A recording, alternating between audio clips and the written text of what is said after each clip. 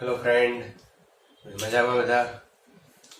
તહેવારો નજીક આવી રહ્યા છે, પણ આ મહામારીની અંદર ઘરની બહાર શક્ય હોય ત્યાં સુધી નીકળવાનું નથી, એ ખાસ ધ્યાન રાખશો. મિત્રો, ચોથા ચેપ્ટરની અંદર આપણે બાયોસ સાવરના નિયમનો ઉપયોગ કરીને એક સુરેખ તાર ઉપર ચુંબકીય ક્ષેત્ર છે એ મેળવવું છે. આપણે એક ચાર્ટ બનાવવાના છે એવી ચર્ચા કરેલી, તો અહીંયા હું એક ચાર્ટ તૈયાર કરું છું. એ અત્યારે અડધો તૈયાર થશે, ધીમે ધીમે જેમ જેમ ચેપ્ટર ચાલતું જશે એમ એની અંદર આપણે એડ કરતા જશું. તો ચુંબકીય ક્ષેત્ર છે એ આપણે જુદી જુદી જગ્યાએ આ ચેપ્ટરની અંદર મેળવવાનું છે. એમાં સૌપ્રથમ મિત્રો આપણે સુરેખ તાર માટે ચુંબકીય ક્ષેત્ર છે એ મેળવવું છે. હવે સુરેખ તારની અંદર પણ આપણે જુદા જુદા વેરિએશન જોયેલા. સુરેખ તારમાં એક હતું પરિમિત લંબાઈનો તાર,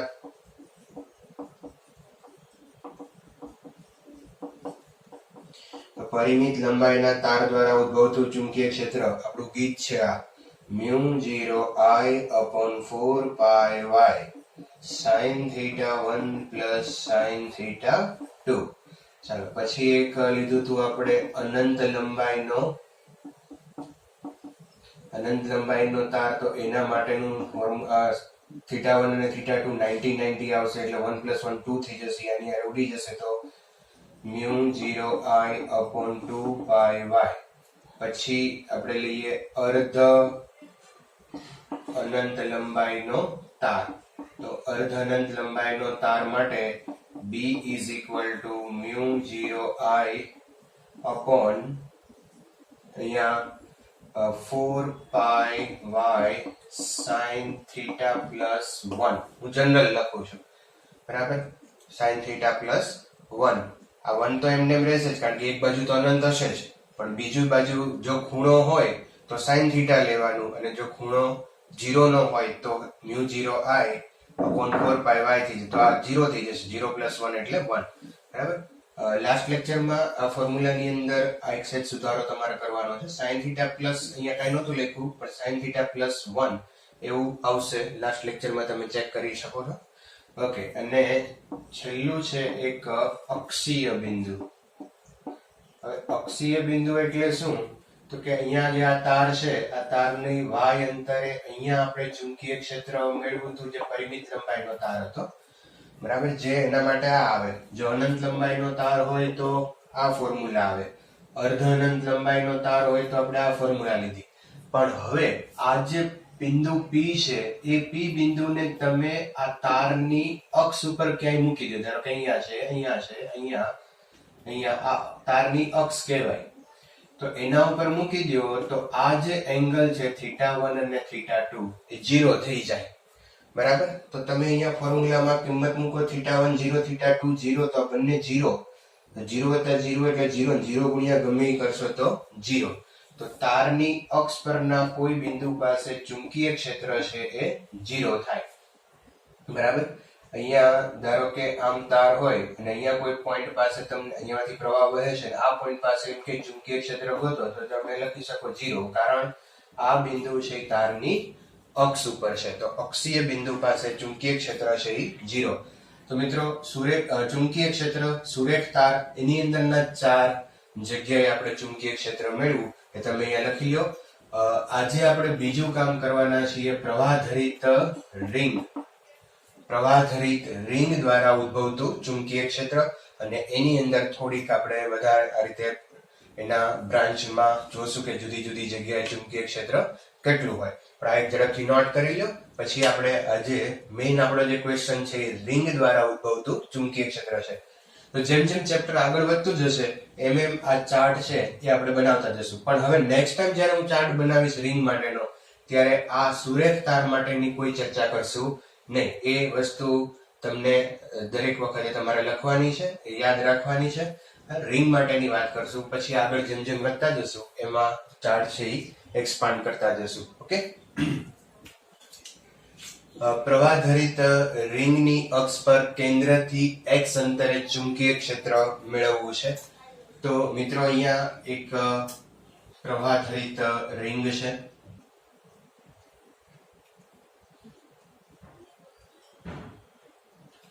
અહીંયા પ્રવાહ છે ધારો કે આ દિશામાં વહે છે, તમે સમજો કે આ રિંગ જે છે એ આ રીતે છે, આમ છે રિંગ, અને વિદ્યુત પ્રવાહ છે એ આમ વિષમઘડી દિશામાં વહે છે, બરાબર. રિંગ છે એ આ રીતે છે, અહીંયા તમને બતાવી છે મેં થોડી ત્રાસી, રિંગ ખરેખર આમ છે, બરાબર. તો આ રિંગ છે એમાં વિષમઘડી દિશામાં પ્રવાહ વહે છે, રિંગની ત્રિજ્યા r છે, અને આ રિંગની અક્ષ કહેવાય, અને આ અક્ષ પર x અંતરે આ બિંદુ પાસે ચુંબકીય ક્ષેત્ર મેળવવું છે, અને એના માટે ઉપયોગ કરશું આપણે બાયો-સાવર્ટના નિયમનો. અચ્છા, બાયો-સાવર્ટના નિયમ છે dB is equal to μ0/4π IDL cross r upon r cube. અહીંયા સદિશ કરો તો ક્યુબ આવે, કેપ કરો તો સ્ક્વેર આવે. ઓકે, હવે આ નિયમ વાપરવા માટે એક નાનો એવો પ્રવાહ ખંડ લેવો પડે, જે આપણે અહીંયા લેશું. આ એક પ્રવાહ ખંડ છે IDL. હવે આ પ્રવાહ ખંડનું આ P બિંદુથી અંતર r છે, સ્મોલ r. હવે આ પ્રવાહ ખંડને કારણે આ બિંદુ પાસે ઉદ્ભવતું ચુંબકીય ક્ષેત્ર ની દિશા તો કે IDL અને r થી બનતા સમતલને લંબ હોય. તો આ dl છે, આ r છે, ફરી પાછું સમજો કે એ આ રીતે છે, બરાબર. આ dl છે, અહીંયા નાનો એવો ખંડ લઈએ, dl છે, આ r છે, અને એનાથી બનતું આ સમતલ છે IDL, અને r થી બનતું આમ સમતલ આમ થશે અહીંયા, અને એને લંબ ચુંબકીય ક્ષેત્ર છે. તો અહીંયા IDL અને r થી બનતા સમતલને લંબ ચુંબકીય ક્ષેત્ર dB આ દિશામાં આવે. ક્રોસ પ્રોડક્ટ હોય ત્યારે મિત્રો સમજો, આ થોડું ત્રિપરિમાણિક છે, એટલે તમે ધ્યાન રાખશો અહીંયા. તો જો આપણે રિંગ લઈએ અને એક નાનો એવો પ્રવાહ ખંડ બતાવ્યો છે, અને આ જે છે એ આપણો r. તો અહીંયા આ રીતે હશે, આ બરાબર. આ dl અને આ સ્થાન સદિશ r, અને એનાથી જે બનતું સમતલ છે એ આમ આવ્યું. આ IDL r અને એનાથી બનતું સમતલ આ થયું, આમ ત્રાસું છે આ, એટલે આ એનું સમતલ થયું. હવે આ સમતલને લંબ હોય તો એ સમતલને લંબ એટલે આમ આવશે. અહીંયા સમતલ આ રીતે બન્યું છે, પ્રવાહખંડ આમ છે, આ રીતે છે, બરાબર. તો એ સમતલને લંબ મેં અહીંયા બતાવ્યું છે. ફરી એકવાર, આ IDL, આ r અને એનાથી બનતું સમતલ આ, અને એ સમતલને લંબ. તો અચ્છા, આમાં કદાચ બહુ આઈડિયા ન આવે તો બહુ ચિંતા ન કરતા, કારણ કે રિંગ માટેની દિશા છે એ આપણે કંઈક અલગ રીતે જ ફાઇન્ડ કરી છે, જે હું છેલ્લે પાછો તમને કહેવાનો છું, બરાબર. ઓકે, તો આ ચુંબકીય ક્ષેત્ર આવ્યું. હવે આના આપણે ઘટકો વિચારીએ. આ x અક્ષ, y અક્ષ,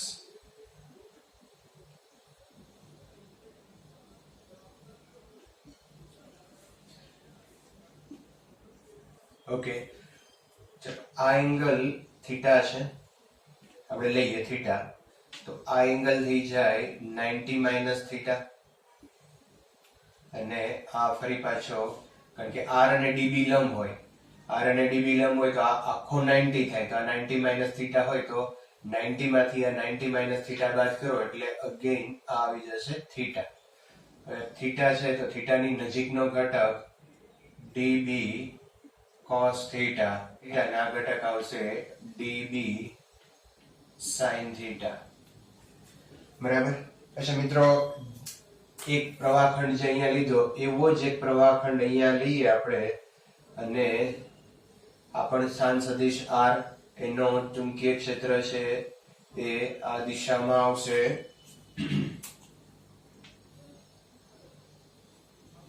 આ એંગલ અગેન થીટા, તો આ એંગલ થઈ જશે થીટા, થીટાની નજીકનો ઘટક આવશે ડીબી cos થીટા અને આ આવી જશે ડીબી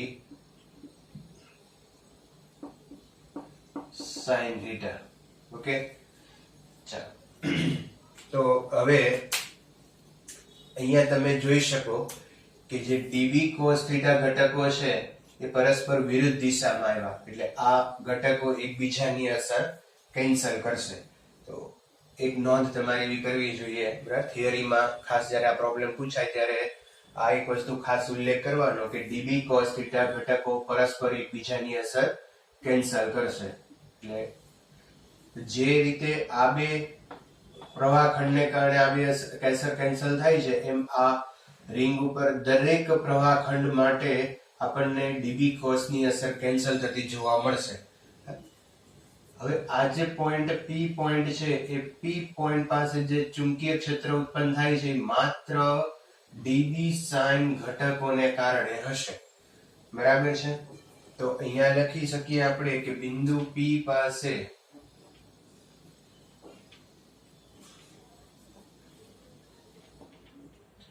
ચુંબકીય ક્ષેત્ર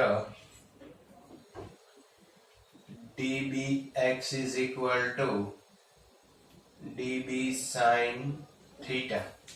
આ x ઘટક છે એટલે dbx લખ્યું તો dbx is equal to db sin theta.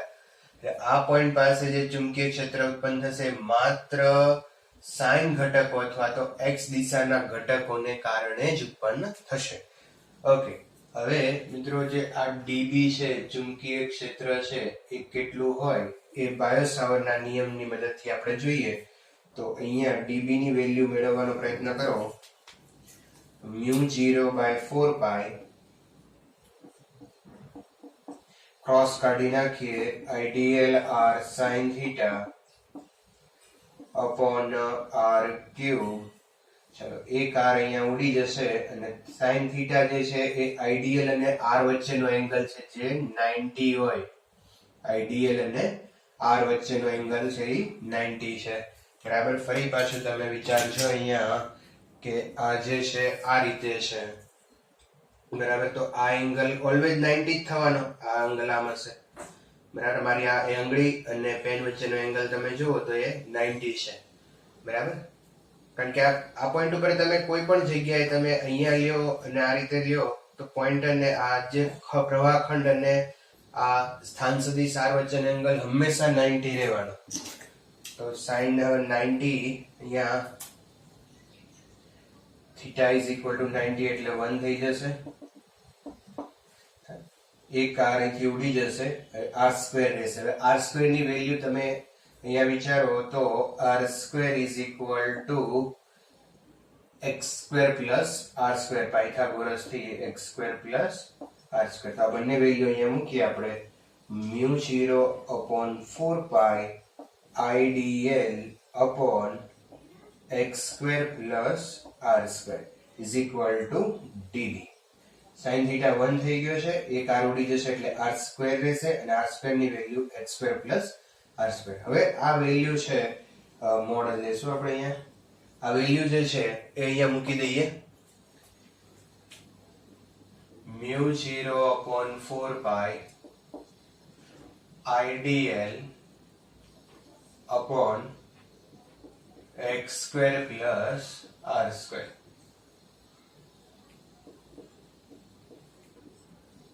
into sin theta. હવે sin theta ની વેલ્યુ પણ સાથે સાથે મૂકીએ તો sin theta આ ત્રિકોણની અંદર લ્યો તો sin theta બરાબર r upon small r, capital R upon small r. Okay, but small r ની વેલ્યુ અહીંયાથી રાખી શકાય r is equal to √x² plus r². A value અહીંયા પુટ કરીએ. μ0/4π IDL upon x² plus r² capital R upon small r ની value √x² plus r² x² plus r² raised to 1/2 is equal to db x ઘટકને. હવે આનું integration કરી નાખીએ કારણ કે આ નાના એવા પ્રવાહખંડને કારણે આપણે મેળવ્યું છે, તો આખી રિંગ ઉપર એનું ઇન્ટિગ્રેશન કરીએ એટલે ટોટલ રિંગને કારણે આપણને મેગ્નેટિક ફિલ્ડ મળી જાય. તો બી રિંગની અક્ષ ઉપર ક્યાં આ ચુંબકીય ક્ષેત્ર ક્યાં મેળવીએ છીએ? રિંગની અક્ષ ઉપર. μ0 કોન્સ્ટન્ટ, 4 કોન્સ્ટન્ટ, પ્રવાહ constant, capital R constant upon x² + r² અહીંયા 1 છે, અહીંયા 1/2 છે એટલે x² + r² 3/2 ઈ કોન્સ્ટન્ટ અને ઇન્ટિગ્રેશન અહીંયા થઈ જશે dl. dl એટલે નાના નાના ખંડ લેવાના છે જેનો આપણે સરવાળો કરવાનો છે. બાકી બધી જ વસ્તુ કોન્સ્ટન્ટ છે અને અહીંયા સમગ્ર રિંગ પર એનું રેખા સંકલન આપણે કરવાનું છે. તો ઇન્ટિગ્રેશન dl કરો તો રિંગ નો પરિઘ આવી જાય. બહુ સિમ્પલ થઈ ગયું, બરાબર. μ0/4π IR into 2πr upon 4π x² plus r² 3/2. Integration dl કરશો એટલે એનું આવશે 2πr રિંગ નો પરિઘ. રિંગના નાના નાના dl ખંડનો સરવાળો છે, રિંગનો પરિઘ આપે. ઓકે, અહીંયાથી આ કેન્સલ કરીએ આપણે તો અહીંયા 2 રહેશે. આ ફરી વાર આવી ને, અહીંયા રહેશે 2. ઓકે, તો finally μ0 IR² upon 2x² plus a² 3/2 આ આવી ગયું ચુંબકીય ક્ષેત્ર રિંગની અક્ષ ઉપર. હવે આ કઈ દિશામાં આવશે? જોઈ શકો તમે કે x દિશામાં છે. તો x દિશામાં છે તો અહીંયા આપણે i કેપ લખી શકીએ જો સદિશ કરવું હોય તો. અને મેં જે તમને રીત શીખવાડી હતી કે જ્યારે કોઈ આવી વર્તુળાકાર રિંગ હોય ત્યારે ચુંબકીય ક્ષેત્રની દિશા કેવી રીતે નક્કી કરવી. અહીંયા તમે કદાચ કન્ફ્યુઝન થોડું થયું હોય તમને કે આ કઈ રીતે આવી, તો કે આઈડિયલ અને r થી બનતા સમતલને લંબ લીધું હતું મેં. એ આ નાના એવા પ્રવાહખંડને કારણે, પણ સમગ્ર રિંગને કારણે તમે જોશો તો એનું મેગ્નેટિક ફિલ્ડ છે એ x દિશામાં હશે. અને આપણે જે શીખ્યા હતા તમે જુઓ કે આ ધારો કે અહીંયા રિંગ છે અને રિંગમાં પ્રવાહ છે એ આ દિશામાં એટલે કે વિષમઘડી દિશામાં વહે છે. અને વિષમઘડી દિશામાં વહેતો હોય તો ચુંબકીય ક્ષેત્ર બહાર તરફ હોય, અવલોકનકાર તરફ હોય એવું આપણે બીજા લેક્ચરની અંદર કામ કરેલું છે જ્યારે મેગ્નેટિક ફિલ્ડની દિશા નક્કી કરી ત્યારે. તો રિંગ છે તો રિંગમાં આપણે બીજી કોઈ વસ્તુ માથાકૂટમાં નથી પડવાના. રિંગમાં આમ તો જમણા હાથના અંગૂઠાનો નિયમ આપણે આંગળીઓ વાળીએ છીએ કે જે દિશામાં પ્રવાહ હોય તો વિષમઘડી દિશામાં તો ચુંબકીય ક્ષેત્ર આમ. પણ આપણે એવું નથી કરતા, સીધું યાદ રાખીએ છીએ કે વિદ્યુત પ્રવાહ જો વિષમઘડી દિશામાં હોય તો ચુંબકીય ક્ષેત્ર સમતલની બહાર અવલોકનકારની તરફ ચુંબકીય ક્ષેત્રની દિશા હોય. બરાબર છે. ચાલો હવે આ એક ઝડપથી નોટ કરી લ્યો, પછી આના ઉપરના થોડાક જુદા જુદા જે સ્વરૂપો છે મેગ્નેટિક ફિલ્ડ અને જુદી જુદી જગ્યાએ મેગ્નેટિક ફિલ્ડ છે એ કેવી રીતે આપણે મેળવવું એ આપણે જોતા જઈએ. પણ આ ફોર્મ્યુલા યાદ રાખવાની છે. μ0 IR² upon 2x² plus a² 3/2 into i cap. i cap નો તમે અહીંયા આ જરૂર નથી, રિંગમાં સમઘડી અને વિષમઘડી જ આપણે ચેક કરશું. બરાબર, ઝડપથી નોટ કરી લો પછી આગળ જઈએ. ચાલો હવે આપણે એક જોયું કે રિંગની અક્ષ પર x અંતરે ચુંબકીય ક્ષેત્ર B બરાબર μ0 IR² upon 2 and કૌંસમાં r² plus x² 3/2 આ રિંગ છે અને રિંગની અક્ષ ઉપર x અંતરે આટલું ચુંબકીય ક્ષેત્ર હોય.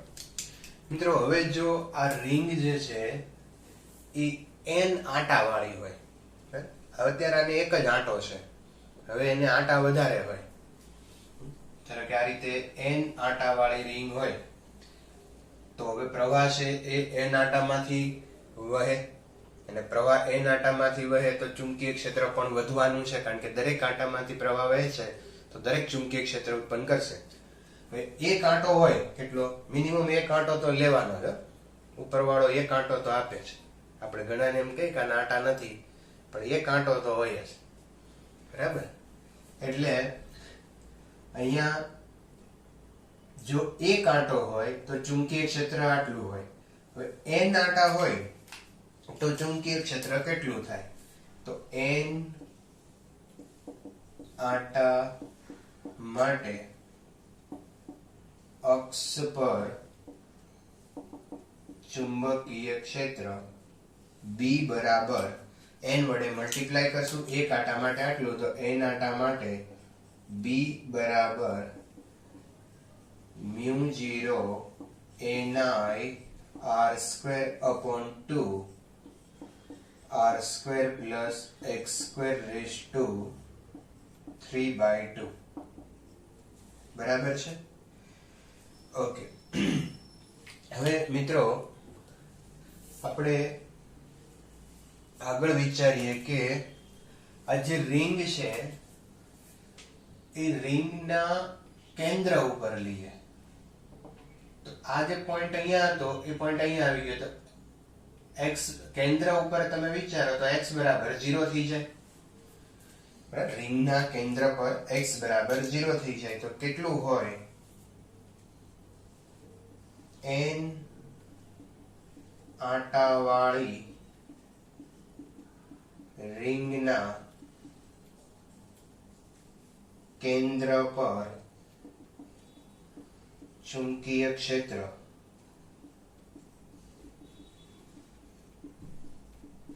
તો કેન્દ્ર ઉપર x બરાબર 0 હોય તો B is equal to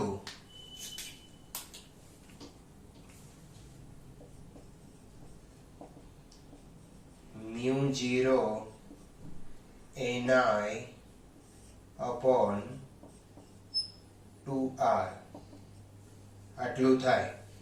x 0 લઈ લો એટલે આ સ્ક્વેર અને આ સ્ક્વેર કેન્સલ થઈ જશે, રૂટ કેન્સલ થઈ જશે.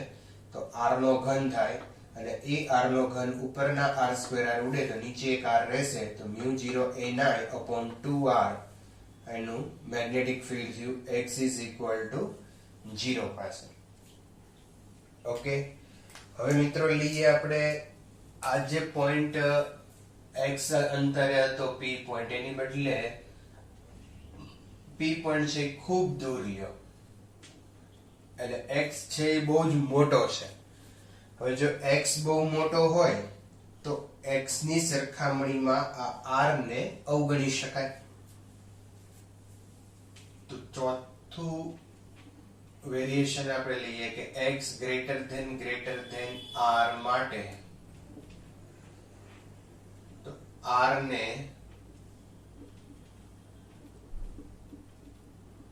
અવગણવાનો ક્યાં એ બધાને ખ્યાલ છે. સરવાળા બાદબાકીમાં અવગણાય, ગુણાકારમાં અવગણાય નહીં. તો B is equal to μ0 ni r² upon 2. r ને અવગણી નાખો તો આ સ્ક્વેર અને રૂટ કેન્સલ થઈ જશે તો 2x³ આ ક્યાં આવી ગયું? ખૂબ મોટા અંતરે, અક્ષ ઉપર ખૂબ દૂરના અંતરે ચુંબકીય ક્ષેત્ર આટલું હોય. બરાબર છે. પાંચમું વિચારીએ આપણે. x is equal to r માટે ચુંબકીય ક્ષેત્ર કેટલું હોય? x is equal to r માટે તો આ ફોર્મ્યુલાની અંદર x અને r ની વેલ્યુ સેમ કરી દો તમે. B is equal to μ0 ni r² upon 2 r² plus r² એટલે થઈ જશે અહીંયા 2r². x is equal to r છે, r² plus r² 2r² raised to 3/2 બરાબર છે. ઓકે, ચાલો તો અહીંયા આને આપણે અહીંયા કેન્સલ કરી દઈએ તો r ઘન થઈ જશે μ0 ni r² upon 2 આ 2 raised to 3/2 અને અહીંયા સ્ક્વેર રૂટ કેન્સલ થઈ જાય એટલે r ઘન. અને ફર્ધર થોડું સાદુરૂપ આપો તો μ0 ni સ્ક્વેર કેન્સલ કરો અહીંયા 3/2 છે, અહીંયા 1 છે, તો 1 આ બેનો આધાર સરખો એટલે ઘાતનો સરવાળો 1 + 3/2 એટલે 2^5/2 2^5/2 r. તો આટલું મેગ્નેટિક ફિલ્ડ આવશે જો x r હોય તો. બરાબર. ચાલો હજુ થોડાક આપણે આમાં આગળ જઈએ. તો ધારો કે અહીંયા હવે રિંગ જે છે એ રિંગ સંપૂર્ણ રિંગ નથી લેતા આપણે. ધારો કે આ રીતે રિંગ હોય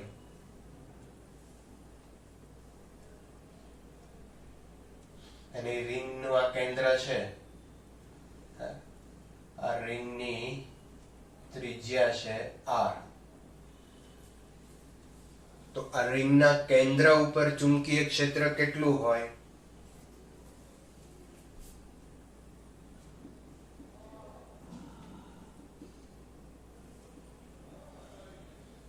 વિદ્યુત પ્રવાહ દિશામાં વહે છે. રિંગના કેન્દ્ર પર ચુંબકીય ક્ષેત્ર આપણે લઈ આવ્યા μ0 Ni/2r.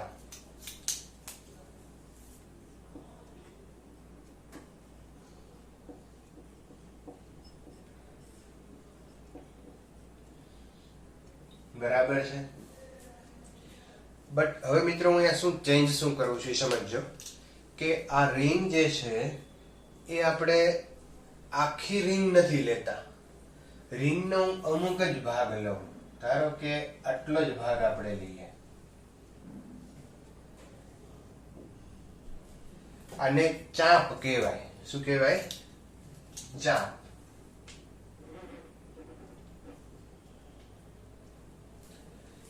આ એંગલ લઈએ થીટા. જે ચાપ છે અહીંયા O પાસે એંગલ બનાવે છે થીટા. તો આ ચાપને કારણે અહીંયા ચુંબકીય ક્ષેત્ર કેટલું હોય? તો બહુ સિમ્પલ છે. હતી તો રિંગ એટલે રિંગનું ફોર્મ્યુલા મૂકી, પણ અહીંયા આને એક કાંટોય નથી, એક કાંટા કરતા કંઈક ઓછું છે, તો આંટાની સંખ્યા આપણે ગણવી પડશે. બરાબર. તો કેવી રીતે આંટાની સંખ્યા ગણાય? જો કે જો 2πr હોય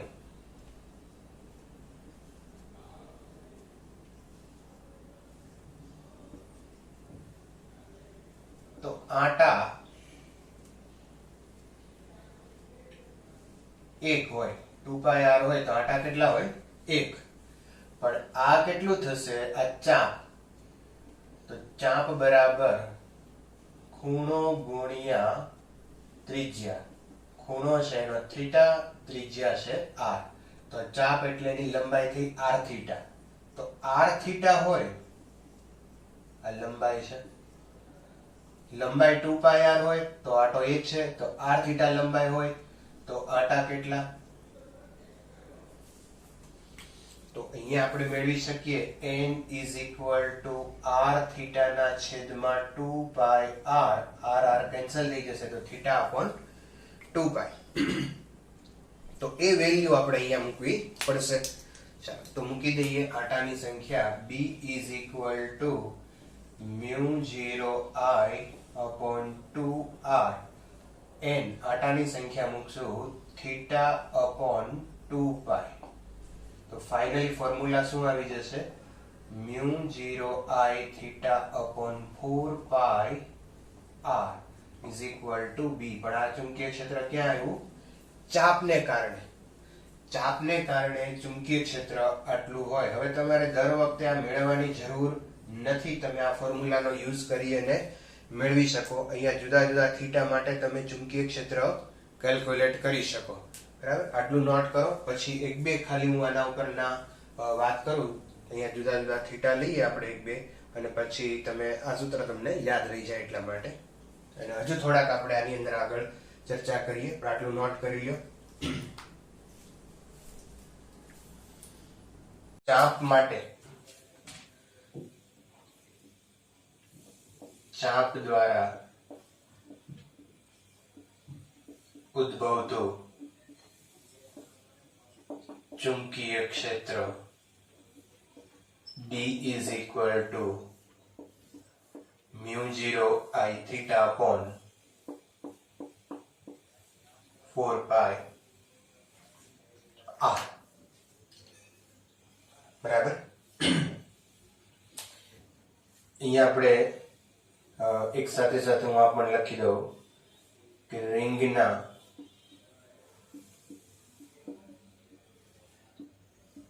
કેન્દ્ર પર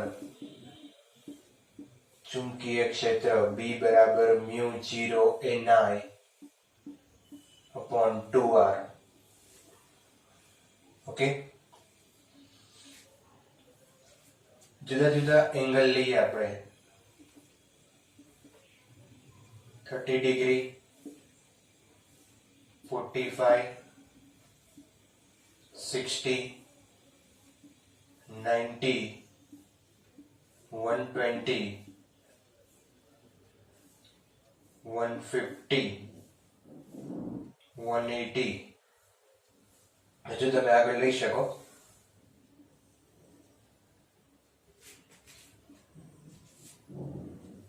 આ જુદા જુદા એંગલ માટે આ જે એંગલો છે એના માટે આપણે મેગ્નેટિક ફિલ્ડ છે એ ફાઇન્ડ કરીએ.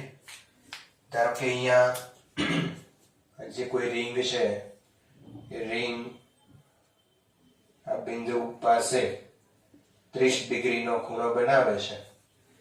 તો આ રિંગને કારણે આ બિંદુ પાસે ચુંબકીય ક્ષેત્ર કેટલું હોય તો આ ચાપ થઈ, બરાબર, રિંગ નો અમુક જ ભાગ છે, એટલે ચાપ છે જે 30 ડિગ્રીનો ખૂણો બનાવે છે.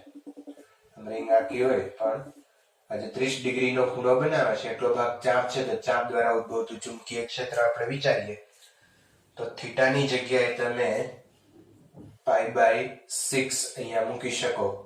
તો હું એક કરાવડાવું છું. અહીંયા B is equal to μ0I upon 4πr. થીટાની જગ્યાએ મૂકશું આપણે π/6. 30 ડિગ્રી છે, π/6. ચલો, π કેન્સલ થઈ જશે. ફાઇનલ આન્સર આવશે μ0I upon 24r. તો અહીંયા તમે લખી શકો ચુંબકીય ક્ષેત્ર ચાપ દ્વારા જાયું B is equal to μ0I upon 24r.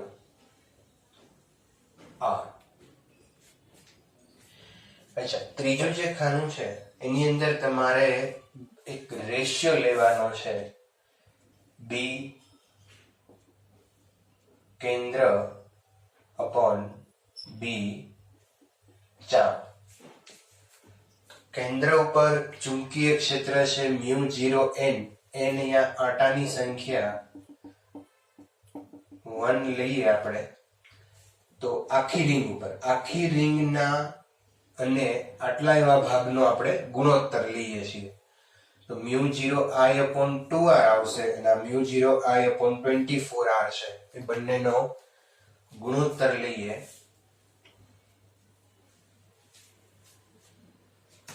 તો કેન્દ્ર ઉપર સેન્ટર અને અહીંયા આર્ક ચાપ. તો સેન્ટર ઉપર ચુંબકીય ક્ષેત્ર μ0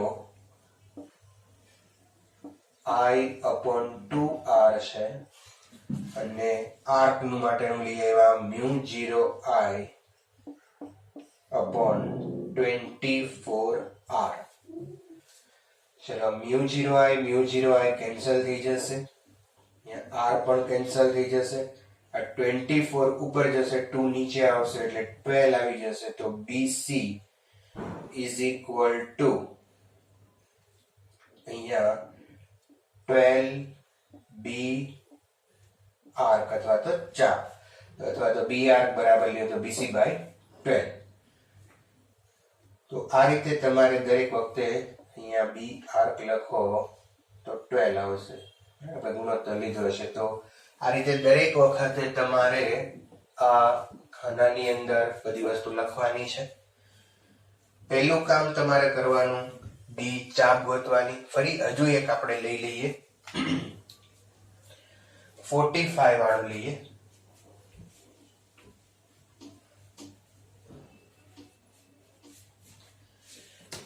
એંગલ 45 છે તો ચાપ દ્વારા ઉદ્ભવતું ચુંબકીય ક્ષેત્ર પહેલા આપણે મેળવીએ. થીટા ઇઝ ઇક્વલ ટુ લેશું π/4 માટે તો B arc is equal to formula છે μ0I/4πr અને થીટાની જગ્યાએ લખશું π/4. ઓકે, ચલો પાઈ કેન્સલ, અહીંયા 16 થઈ જશે તો μ0I/16r. ચલો હવે ફોર્મ્યુલા BC કેન્ટરના છેદમાં આર્ક તો BC સેન્ટર આવશે μ0I/2r અને આખાના છેદમાં આવશે μ0I/16r. μ0I cancel, r cancel, આ 16 ઉપર જશે 2 નીચે આવશે એટલે 8 આવી જશે. તો BC/B arc is equal to 8. તો અહીંયા તમે લખી શકો 8 અને આ આવશે B is equal to μ0I/16r. તો આ રીતે બાકીના જે કઈ કોષ્ટક છે, ખાનાઓ છે, તમે પૂરા કરી શકો. બરાબર, તો લખી લ્યો, ઝડપથી નોટ કરો, પછી હજુ થોડાક આપણે આગળ જઈએ અને આ ગુણોત્તર મેળવવો છે. બી કેન્દ્ર અને અક્ષ ઉપર ચુંબકીય ક્ષેત્ર કેટલું હોય. તો કેન્દ્ર ઉપર ચુંબકીય ક્ષેત્ર છે μ0NI/2r અને અક્ષ ઉપર ચુંબકીય ક્ષેત્ર μ0NI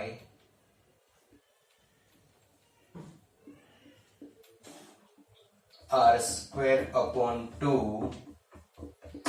r²/x²⁵ બરાબર છે. આ રીતે છે. પહેલા તો અહીંયા જે ઉડતું એને ઉડાડી દઈએ. μ0NI 2 કેન્સલ થઈ જશે. હવે આને આપણે અંશમાં લઈ જઈએ તો r²+x²⁵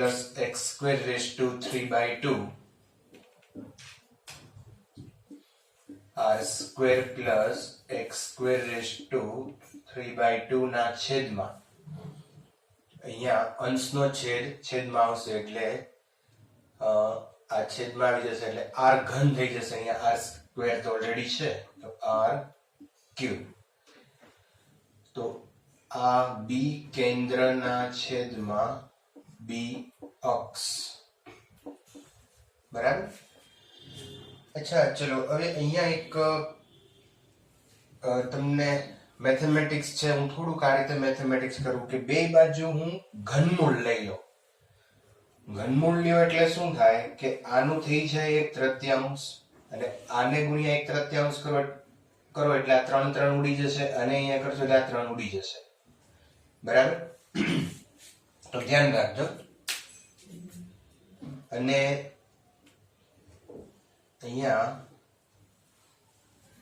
તો ઘનમૂળ લઈએ આપણે. અહીંયા બી કેન્દ્રના છેદમાં તમે સીધું લખી શકો. એક જસ્ટ તમને ખાલી મેથેમેટિક્સ થોડુંક હું અહીંયા કરાવડાવું છું. તો r²+x²⁵ અથવા તો રૂટ એના છેદમાં r. હવે આ r ને મારે અંદર રૂટમાં લઈ જવો છે. તો રૂટની અંદર લઈ જાઓ તો આમ હોય રૂટ આ. તો આને રૂટમાં લઈ જાઓ તો સ્ક્વેર થાય. બરાબર ને. r²+x²/r². હવે r² ને અલગ અલગ છેદમાં આપી દો તો ફાઇનલી બી કેન્દ્ર અપોન બી અક્ષ ઇઝ ઇક્વલ ટુ r² ઉડી જશે તો અહીંયા 1+1x²/r² અને એનું રૂટ.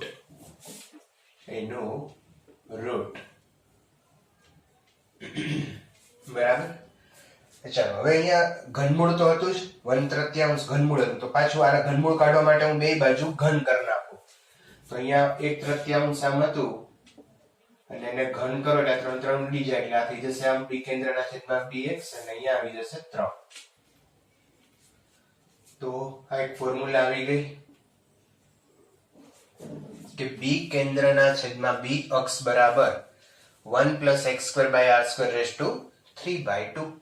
ઓકે, આ મેળવવાની જરૂર નથી, તમે આ બેનો રેશિયો સીધો યાદ રાખી શકો. ઘણા દાખલાઓ એવા હશે કે જે આ ફોર્મ્યુલા ઉપરથી સીધા ગણી શકાય. બરાબર. હવે અહીંયા થોડુંક આગળ એક તમને કામ સોંપું કે ધારો કે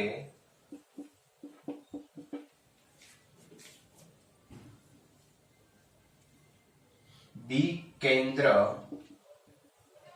is equal to n time B અક્ષ. B કેન્દ્રનું ચુંબકીય ક્ષેત્ર છે એ અક્ષ પરના ચુંબકીય ક્ષેત્ર કરતા n ગણું છે. કેન્દ્ર ઉપર વધારે હશે તો x ની વેલ્યુ કેટલી થાય? કેન્દ્ર ઉપરનું ચુંબકીય ક્ષેત્ર અક્ષ ઉપરના ચુંબકીય ક્ષેત્ર કરતા n ગણું હોય તો x ની વેલ્યુ કેટલી થાય? x આપણે અહીંયા ફાઇન્ડ કરવાનો છે. બરાબર. તો જો b કેન્દ્રની જગ્યાએ આપણે મૂકશું n ટાઈમ b અક્ષ ના છેદમાં b અક્ષ is equal to 1 + x²r²3/2. આ કેન્સલ થઈ જશે. હવે બે બાજુ હું 2/3 ઘાત લઈએ આપણે. અહીંયાની એક ઘાત છે એટલે 2/3 કરો. 1 + x²r², અહીંયા 3/2 છે અને મલ્ટીપ્લાય 2/3 કરો. બે બાજુ 2/3 વડે મેં મલ્ટીપ્લાય કર્યું તો અહીંયા તમને ખ્યાલ આવશે 2 2 3 3 કેન્સલ થઈ જશે. તો ફાઇનલી થઈ જશે 1 + x²r²n/2/3. આ 1 ને આ બાજુ લઈ આવો તો માઈનસ થઈ જાય તો n/2/3 - 1 x²/r². હવે r² ને આ બાજુ લઈ આવો તો x² = r² કૌંસમાં n/2/3 - 1.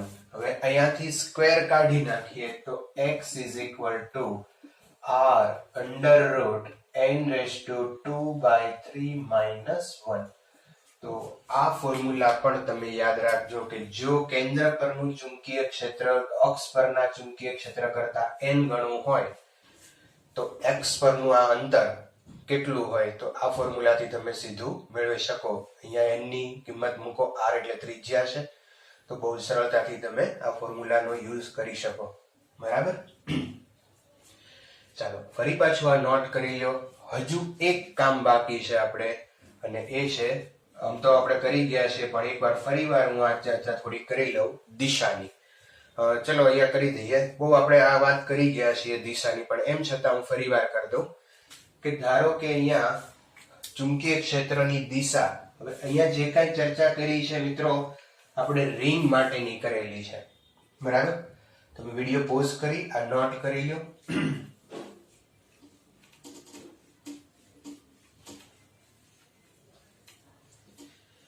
તો રિંગ માટેની ચર્ચા કરી તો રિંગની અંદર દિશા નક્કી કરવા માટે આપણી પાસે બે જ વસ્તુ છે. કાં તો રિંગમાં પ્રવાહ સમઘડી વહેતો હોય અથવા વિષમઘડી વહેતો હોય, આની સિવાય કોઈ સ્થિતિ હોય નહીં. બરાબર. ધારો કે અહીંયા રિંગ છે અને આ રિંગમાં પ્રવાહ સમઘડી દિશામાં વહે છે. તો સમઘડી દિશામાં વહે તો ચુંબકીય ક્ષેત્રની દિશા અંદર જતી દિશા હોય, સમઘડી હોય તો અંદર, બરાબર. અને જો રિંગમાં પ્રવાહ વિષમઘડી દિશામાં વહે તો ચુંબકીય ક્ષેત્ર છે એ બહાર આવતી દિશામાં હોય.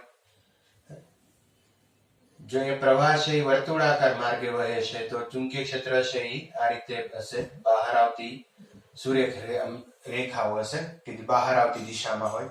અહીંયા સમઘડી દિશા છે તો અંદર જતી દિશામાં હશે. એ જ રીતે મિત્રો હું અહીંયા ધારો કે આટલી ચાપ લઉં અને આ ચાપને કારણે અહીંયા આ પોઈન્ટ P પાસે ચુંબકીય ક્ષેત્ર પૂછે તો ચાપ હોય તો આપણે મૂંઝાવ નથી. આ કઈ આમ ફેરવી લો આખું. આ કઈ દિશા થઈ? સમઘડી દિશા.